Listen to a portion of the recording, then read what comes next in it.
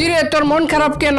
আর বলিস না, কালকে 32টা দাঁত বের করে মোবাইলের ফেস লক দিছিলাম। তো কি হয়েছে? আজকে আমার একটা দাঁত পড়ে গেছে, এখন আর মোবাইলের ফেস লক খুলতাছে না। বাবা কিছু টাকা দেন, আমি অন্ধ, চোখে দেখি না। আচ্ছা আপনি যে অন্ধ তা আমি কিভাবে বুঝবো? ওই যে দূরে একটা কুত্তা শুয়ে আছে, দেখতে পারতাছো? হ্যাঁ দেখতে পারতাছি। কিন্তু আমি ওই কুত্তাটারে দেখতে পারতাছি না। স্যার কালকে আমি স্কুলে আসবো না। কেন? কারণ কালকে একটা পার্টি আছে, সেখানে যাব। আমিও তোর সাথে যাব। আপনি যদি সেই পার্টিতে যান তাহলে আপনার মানিজ্জত থাকবে না। মানে? পার্টির নিয়ম হলো যার চুলের কালার যেরকম সেই জন্য সেই কালারের প্যান্ট পরে যায়। আপনার তো চুলই নাই, তাহলে তো আপনার প্যান্ট খুলে যেতে হবে। আচ্ছা তুমি জেলখানায় হাবিলদারের চাকরি নিতে আসছো, তুমি কি এই চাকরি ঠিক মতো করতে পারবা? জি স্যার। জেলখানার ভিতর যারা আছে তারা কিন্তু অনেক খারাপ মানুষ, তাদের কি তুমি কন্ট্রোল করতে পারবা? অবশ্যই স্যার, আমার সাথে বেশি তেরিং বিরিং করলে জেলখানা থেকে গাড় ধাক্কা দিয়ে বের করে দেব।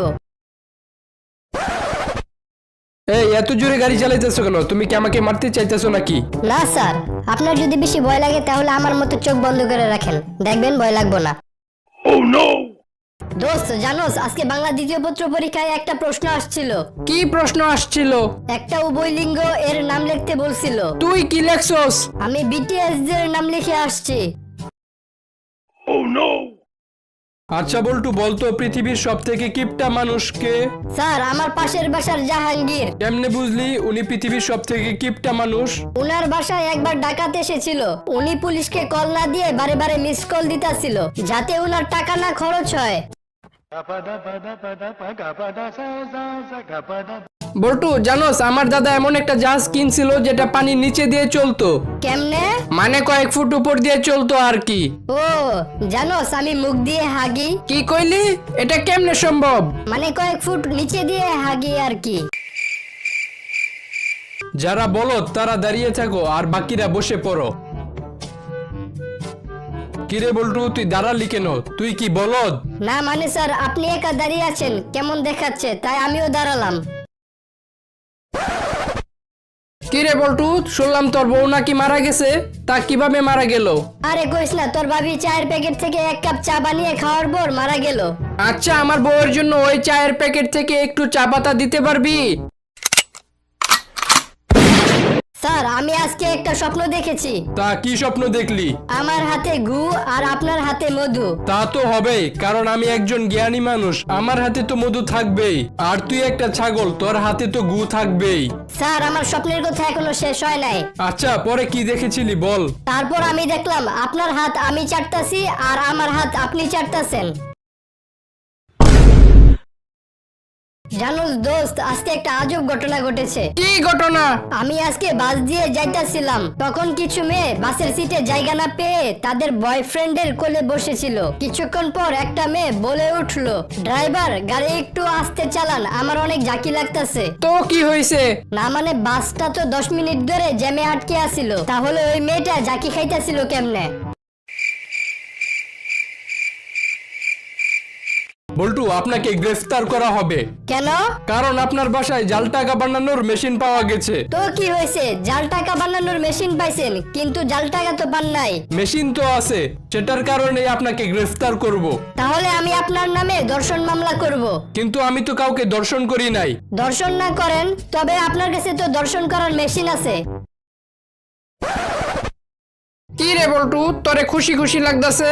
কি হয়েছে? আরে কইস না, আজকে অনলাইনে ক্লাস করতেছিলাম। তারপর স্যার আমাকে পড়া ধরছিল, আমি পড়া পারি নাই বলে স্যার আমারে থাপ্পড় মারতে গিয়ে ওনার ল্যাপটপের ডিসপ্লে ভাঙা ফেলছে। আমরা এত কষ্ট করে 6 থেকে 7 দিন ধরে একটা ভিডিও বানাই, কিন্তু সাবস্ক্রাইব করতে 1 সেকেন্ড সময় লাগে মাত্র, তবুও তোমরা সাবস্ক্রাইব করো না। আমরা তো তোমাদের কাছ থেকে আর কিছু চাই না, শুধু একটা সাবস্ক্রাইবই চাই। প্লিজ তোমরা সাবস্ক্রাইব করো প্লিজ। আমার সাথে সাথে শ্বাস নিন আর শ্বাস ছাড়ুন।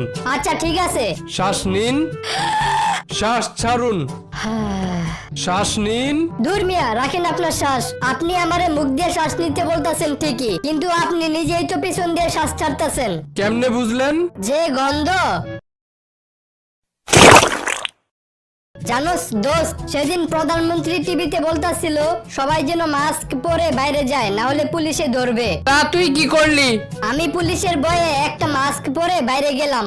বাইরে গিয়ে দেখি ওমা, সবাই দেখি জামা কাপড়ও পরছে।